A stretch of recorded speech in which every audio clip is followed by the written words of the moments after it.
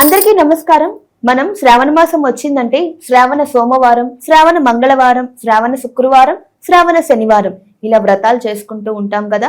శ్రావణ సోమవారం అనేసరికి శివుడికి, శ్రావణ మంగళవారం అనేసరికి మంగళ గౌరీదేవికి, శ్రావణ శుక్రవారం అనేసరికి వరలక్ష్మి అమ్మవారికి, శ్రావణ శనివారం అనేసరికి వెంకటేశ్వర స్వామి, మన కలియుగ ప్రత్యక్ష దైవమైన వెంకటేశ్వర స్వామికి మనం పూజలు చేసుకుంటూ ఉంటాం, వ్రతాలు ఆచరిస్తూ ఉంటాం.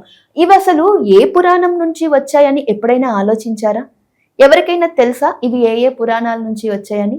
ఆ పురాణాలు ఎవరికన్నా తెలిస్తే కామెంట్ లో పెట్టండి. శ్రావణ మాసంలో మంగళగౌరి వ్రతము, వరలక్ష్మి వ్రతము భవిష్యత్ పురాణం నుంచి వచ్చాయి. మనకి భవిష్యత్ పురాణంలో చెప్పబడింది శ్రావణ మంగళ గౌరీ వ్రతము, శ్రావణ వరలక్ష్మి వ్రతము శ్రావణ మాసంలో చేసుకునే ఈ రెండు వ్రతాలు కూడా భవిష్యత్ పురాణం నుంచి వచ్చాయి.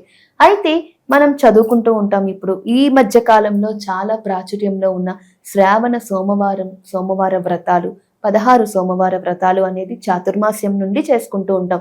కానీ ప్రత్యేకంగా శ్రావణ సోమవారం వ్రతము శివుడికి చేసే ప్రత్యేకమైన వ్రతాన్ని ఎక్కడి నుంచి వచ్చిందో తెలుసా? శ్రావణ సోమవార వ్రతం మనకి ధర్మసింధు అనే గ్రంథంలో నుంచి వచ్చింది. అది అందులో శ్రావణ సోమవారాల వ్రతం ఎలా చేసుకోవాలి, వాటి నియమాలు ఏంటి అనేది మన పురాణాలు చెప్పబడ్డాయి. అలాగే శ్రావణ శనివారం అంటే వెంకటేశ్వర స్వామి వ్రతం ఎవరు చేసుకోవాలి, ఎలా చేసుకోవాలి, వెంకటేశ్వర స్వామి వ్రతం చేసుకోవడం వల్ల మనం ఏమి లబ్ధి పొందగలం అనేది ఈ మధ్య కాలంలో మనం తెలుసుకుంటూ ఉన్నాం కదా. శ్రావణ శనివార వ్రతం మనం ఎక్కడి నుంచి వచ్చిందంటే అగ్ని పురాణంలో నుంచి వచ్చింది. అగ్ని పురాణంలో శ్రావణ శనివార వ్రతం ఎలా చేసుకోవాలి, వాటి నియమాలు ఏంటి, ఆ వ్రతం చేసుకోవడం వల్ల మనం ఏమి లబ్ధి పొందొచ్చు అనేది శ్రావణ శనివారం నుండి వచ్చింది.